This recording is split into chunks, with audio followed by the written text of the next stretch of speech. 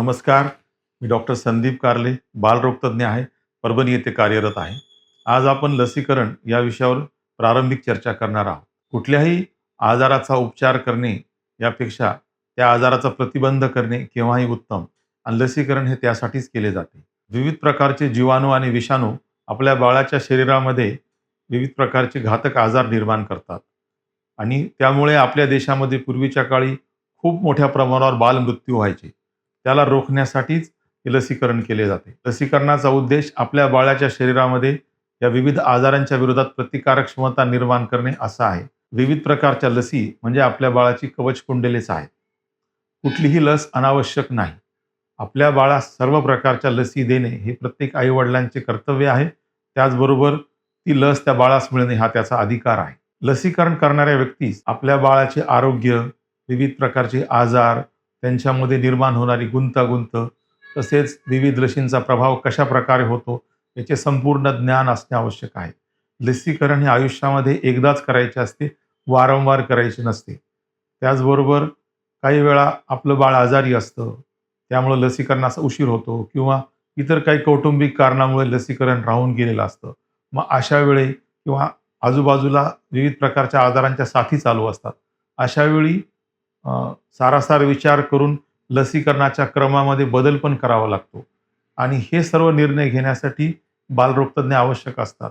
त्यामुळंच लसीकरण करताना बालरोगतज्ञांची आवश्यकता आहे. त्याचबरोबर आपण आपल्या बाळाला कुठली लस का दिली या संदर्भात नातेवाईकांच्या शंकांचं समाधान करणंही महत्त्वाचं असतं.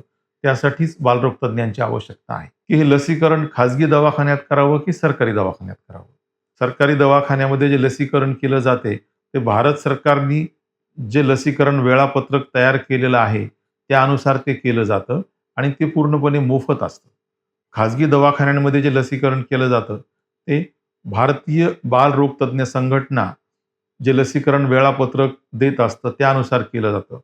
मुळात दर 2 वर्षांनी वातावरणातील बदलामुळं, परिस्थितीतील बदलामुळं हे लसीकरणाच्या वेळापत्रकाचा आढावा घेतला जातो आणि जागतिक आरोग्य संघटनेच्या निर्देशानुसार सर्व जगभरांमध्येच ह्या विविध लसींच्या टाइम टेबलमध्ये बदल होतो आणि या सर्वांची वेळीच नोंद भारतीय बालरोगतज्ञ संघटना घेत असते. त्यामुळं ह्या सर्व गोष्टींचं पालन करण्यासाठी लसीकरण खाजगी दवाखान्यात केलेले केव्हाही उत्तम.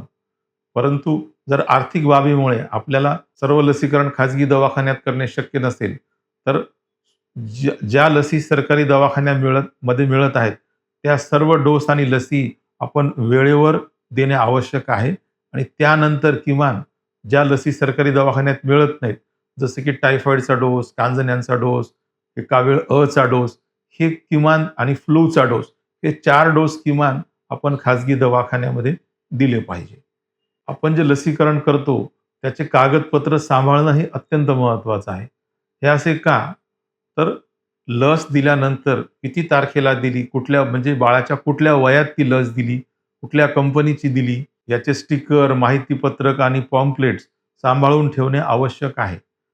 आपलं बाळ जेव्हा मोठं होतं आणि जर त्याला भारताबाहेर जाण्यासाठी कधी व्हिसासाठी अप्लाय करायची वेळ आली तर त्यावेळी हे कागदपत्र अत्यंत आवश्यक आहेत. त्याशिवाय परदेशातील व्हिसा मंजूर होत नाही. त्यामुळे हे सर्व विचार करून लसीकरणाचे कागदपत्र आणि माहिती संपूर्ण सांभाळून ठेवणं हे कधीही महत्त्वाचं आहे. पुढील व्हिडिओमध्ये आपण विविध प्रकारच्या लसींबद्दल चर्चा करणार आहोत. आशा करतो की आपल्या सूचना आपण मला कमेंट सेक्शनमध्ये जरूर द्याल आणि आपल्याला याबद्दल आणखी काही शंका असतील तर कमेंट सेक्शनमध्ये जरूर करा. त्यांची उत्तरं मी पुढील व्हिडिओमध्ये देण्याचा प्रयत्न करेन.